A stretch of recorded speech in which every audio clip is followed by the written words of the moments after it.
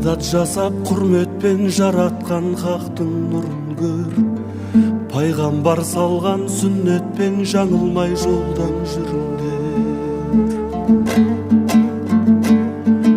Жұмағың жәннат гүл көктем, тұрағың болмас жұмыр жер.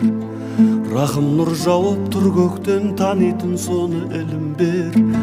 Құлшылық еткен үмметке тіршілік етер ғұмыр бер.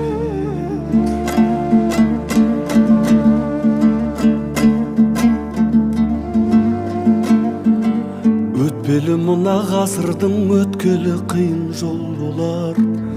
Біреудің тасып мерейі, біреудің бағы кем болар.